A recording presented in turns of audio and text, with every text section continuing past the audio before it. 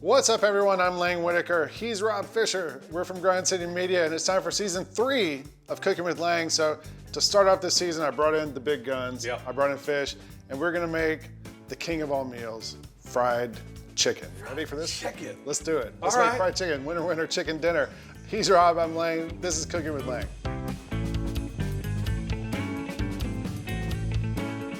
So fried chicken has been in my life from the time I was a little kid. My grandparents had a farm in Alabama, and I remember my grandmother making fried chicken from scratch and seeing her, figure out how to bread the chicken and cook the chicken and all that stuff. And it's just always been something that I associate with like feeling home and feeling homey, I guess. My grandma, one of my, vivid memories of my grandma passed when I was like 11. So I have very few memories, but the ones that I have, the one that I always have is we would always go to grandma's house on Sunday, and probably 3 of every 4 Sundays, we would get fried chicken from churches. There's no shame. Kind of the same. It was amazing. We didn't cook the chicken. This is the first time I've actually going to see this happen From in scratch. person. Yeah. So we're gonna do it from scratch. I've made some little modifications along the way to make it easier. Like we're not actually gonna kill the chicken today. That's a my good grandmother start. used to That's a do. good start. We're just gonna use boneless, skinless chicken thighs, and this is gonna be awesome. This is gonna make a big mess of fried chicken too. So like we're going to a picnic. We keep saying block fried party. chicken. We're going to fry the chicken. We're literally gonna fry it. That seems dangerous on this show. We'll be fine. Are you stepping out this here in season 3? Yeah, we're going. It's more extreme cooking with Lang than it's ever been. All right. Frying's not too dangerous if we just careful about it. So we'll be careful about it. But first step, we got this chicken last night, and we can run the B-roll here from the back cam. Looks like mayonnaise. Kind of. I took this chicken and I covered it in buttermilk, pinch of garlic powder, pinch of salt, and then sriracha. How much sriracha? I don't know, but it's just enough to make it kind of look like Pepto-Bismol. That's always my thing. I look for the color of it. Trying to get it like Pepto-Bismol. The buttermilk's gonna help tenderize it, get it a little softer. I put it in the fridge last night. You could do it the morning of. You could even skip this step, but the flour needs something to hold on to, so the buttermilk is gonna be our binder. That's step 1. Okay. And now we're gonna move on to step 2.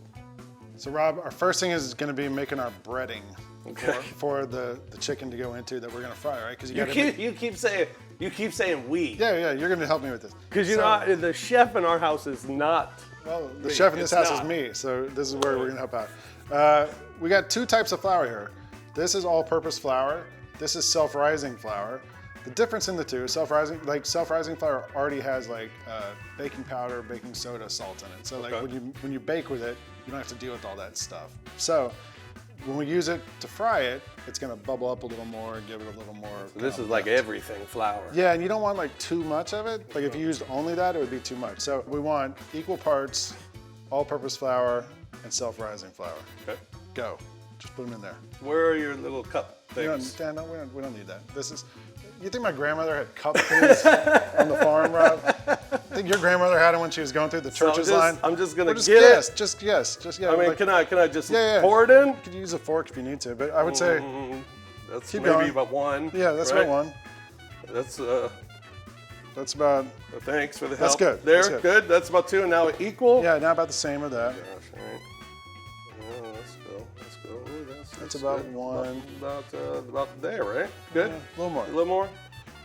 Because the other thing is that's probably good. Oh gosh. No, you're good. Because like once we get the flour stuff figured out, like, and once we make this, we want enough of it to use it all. Because sometimes I've done this where you use all the chicken and you're out. You still have chicken left and you're out of flour. And then you got to remake the whole thing. So, so we got our flour. Work smarter, We're gonna season the flour. You want it to taste good, right? because that's gonna make your chicken taste good. Correct. So I'm gonna do about a tablespoon. Again, just guessing. Why don't you have a tablespoon? I don't need it. That's probably like a teaspoon of black pepper. We don't want too much black pepper. Okay. This is garlic powder, granulated garlic. Do you like them spicy? Or, I mean, if you wanted them more spicy, would you put more pepper? You could put cayenne pepper. You could do different stuff. Like this has the sriracha in there, so yeah. it's gonna have a little, not a lot. Also, when you fry peppers, it takes the heat out. All right.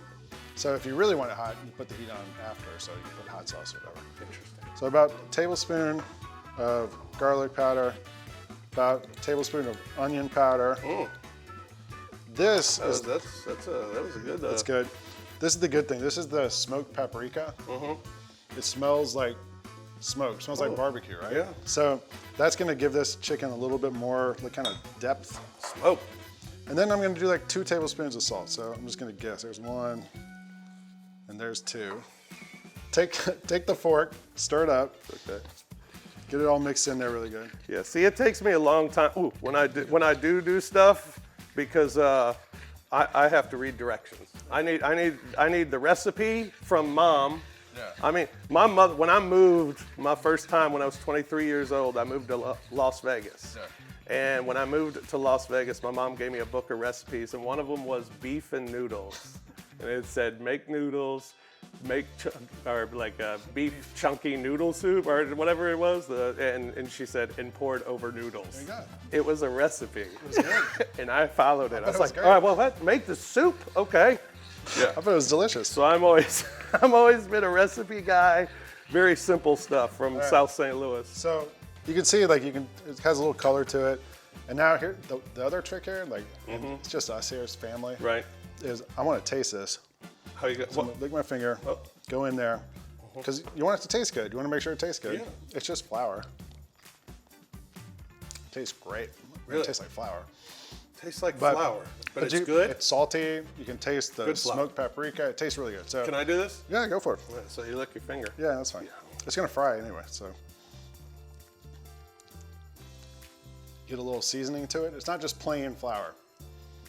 Yeah. You can taste all that stuff. I mean, I don't want a spoonful of it. No. But that's you know it's it has got some flavor. taste. It's Yeah. got taste in the flour. Yes. That's what we want. All right. So these are boneless, skinless chicken thighs. Sort of controversial, because people like fried chicken skin, because it's crunchy and tasty. Yeah. A little healthier without the skin. A little easier to deal with without the skin. And we're gonna make it crunchy and tasty.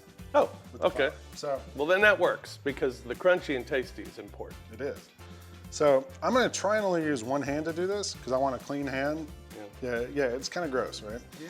So that's the buttermilk and all that, but I'm gonna lay it in there, and then Cover it up. toss it around a few times. And the trick to me is really kind of try and press that flour on there, so it'll really stick Make sure it's on there. really good. Yeah. And then I'm just gonna kind of set this off to the side, Okay. and I'm gonna do Gonna all hang the other around for the party? Yeah, I'm Okay. just gonna let it sit there. And actually, if you can let it sit in the flour there for 5-10 minutes, it's good. It'll make it stick a little bit better to the final piece of chicken. So I'm gonna do, there's 8 pieces of chicken here. We're gonna do all these guys. I don't know if the microphone heard that, but my stomach just growled. We'll do these, and then we'll get to the oil and start cooking. All right. All right, Rob. This is vegetable oil. How much? I'd say 4 cups, 3 cups. I don't know. You want fill it up about halfway, because once you put the chicken in, it's gonna raise the level, and you don't want it to over the edge, right? All right. I had it on high heat till it got to about 325. I'm gonna lower the heat to about medium. And the way I check to see if it's ready is I'll take a little piece of dough, which is basically the buttermilk mixed with the flour, and I'll just drop it in. And you can see it's starting to cook already. Yeah. So I'm gonna do about 4 pieces of chicken first, and we're gonna put them in there carefully. You can see like they've been sitting in here in this flour. So let's go in with one here.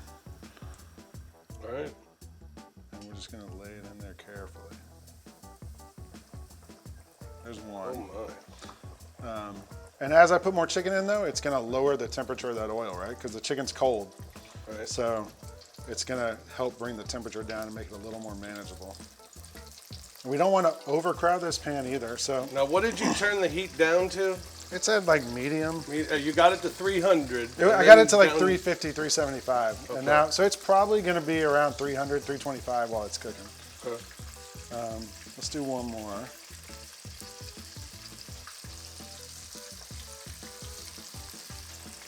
Now I'm gonna do one more. We'll do 4 pieces at a time. And that's just based on how big the pan is. You don't want to if you did like the whole 8 of them, it's not gonna, it'll take forever. And, right. and so now this way, we're gonna let them sit in there, and we'll just let it go for 5, 6, 7 minutes. I'll use the tongs and turn them over so it cooks evenly. When it turns the color of fried chicken, that's when it's done. But it looks a little like, it looks like it's not done fried chicken. It looks like pale fried chicken. Right.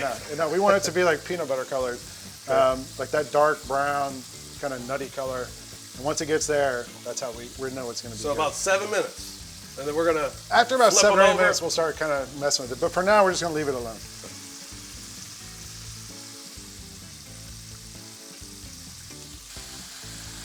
Starting to look like fried chicken. I know. All right, chicken is done. All right. Look at that.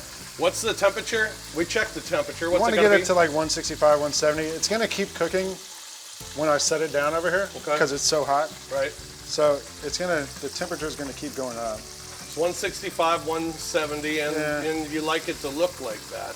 It looks like fried chicken, right? Yeah, it looks like fried chicken. That's how you know it's ready. It looks amazing. We're going to take these guys out. I'm going to put the other batch in there. Right. While it's still going. bubbling. By the way, show everybody your thermometer. I think everybody should invest in one of these. I think so amazing. too. There's lots of different kinds of these. I have like 3 of them here, and when I'm cooking outside, inside, anytime I make chicken or something where like you have to be careful with it, I check it. That's why I would never make chicken. I was telling you earlier, I never made ground beef because I was scared I wouldn't get it done.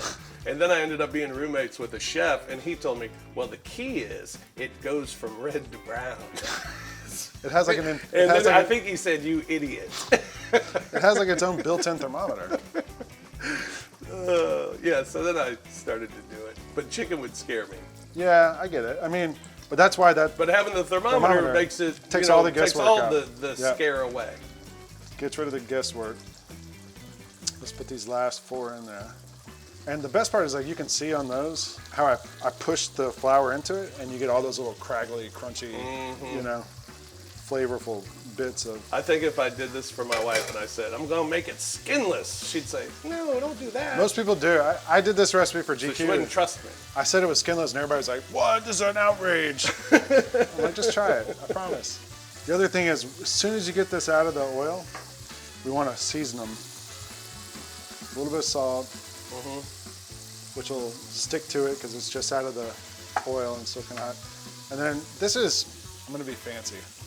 This is herbes de Provence. Oh, well. And where do you get herbes de Provence? Kroger. It's just some herbs that are like dried, but gives it a little more flavor. It's got some oregano and parsley and some other stuff, but it's going to make it look pretty and taste better. Okay.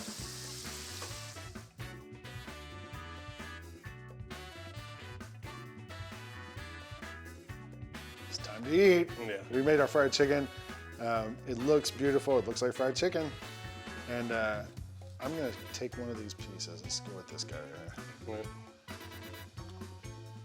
I'm going to cut it just to make it Smells amazing. Smells great. You can hear the crunch. You can see.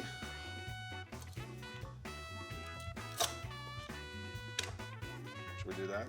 Yeah. With that piece? Cheers. Yeah, man. Cheers. Cheers. I'm excited about this. The skin is amazing. It's not really skin, but.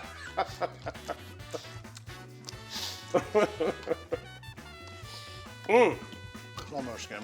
The chicken is so tender. I like chicken thighs because they taste like chicken. Chicken breast tastes like cardboard. Chicken thighs taste like chicken. They're fat. Juicy too. Oh man, that the herbs. skin. Yeah. It's so good. I did make this. I'm gonna say I made it. You made it. It's not hard to make fried chicken. We made it. If I could make it, Yeah, people saw us make it. It's not that hard. Don't be scared of it. Just have fun with it. I would just say the key: get one of them thermometers. Yeah, because then that'll take your if you're scared of that like I would be. $9. You got it. Takes out the problem. Boy, that is amazing. Easy way to make fried chicken. We're back for season 3 of Cooking with Lang. So excited that you invited me, man. Just came Thank for the you. opener. We're gonna sit here and eat chicken. You go make some chicken. We made it. You can make it. This is Cooking with Lang.